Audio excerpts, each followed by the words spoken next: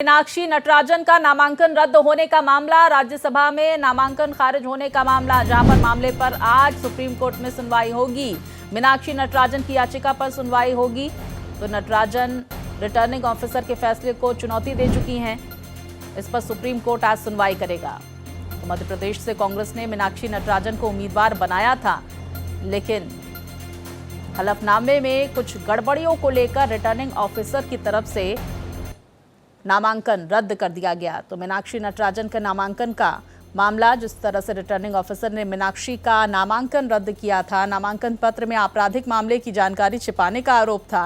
मामले को लेकर चुनाव आयोग से भी कांग्रेस का डेलीगेशन मिला था, लेकिन कोई हल नहीं मिला, कोई राहत नहीं मिली। और उसके बाद मीनाक्षी नटराजन ने सुप्रीम कोर्ट का रुख किया। याचिका दायर की गई सुप्रीम कोर्ट में मीनाक्षी नटराजन की तरफ से।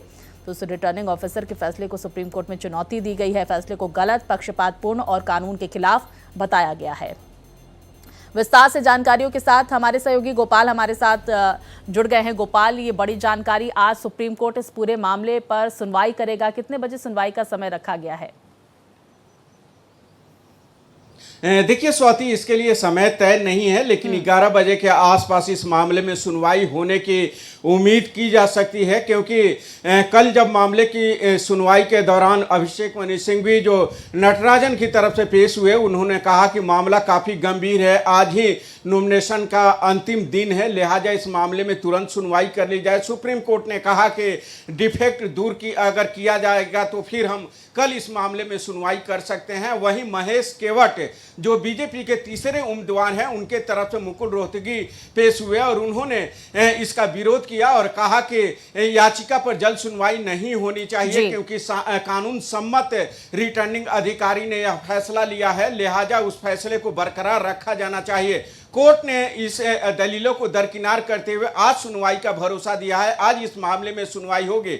लेकिन स्वाति, दरअसल यह मामला तब उपजा है जब 2025 में हैदराबाद के नामपल्ली में जिला मजिस्ट्रेट को श्रीलता नामक एक महिला ने शिकायत दर्ज कराई थी और कहा था कि शिव कुमार रेड्डी जो राजनीतिक संरक्षण प्राप्त मीनाक्षी नटराजन के जरिए उन्होंने यौन उत्पीड़न किया है, परेशान किया है, जान से मारने की धमकी दी गई है। उसके बाद जिला मजिस्ट्रेट के पास जा करके 7 लोगों के खिलाफ, जिसमें मीनाक्षी नटराजन का भी नाम था, मुकदमा दर्ज किया गया था। और इसी सिलसिले में जिला मजिस्ट्रेट ने मीनाक्षी नटराजन को सम्मन जारी किया था, जिससे संबंधित जानकारी हलफनामे में नहीं दी गई थी और इसी आधार पर रिटर्निंग अधिकारी ने इसे रद्द कर दिया था। गोपाल, हम आपसे ये भी समझ लेते हैं कि इस तरह के मामले सुप्रीम कोर्ट में जाहिर तौर पर आते रहे हैं, उस दौरान कोर्ट का क्या रुख रहता है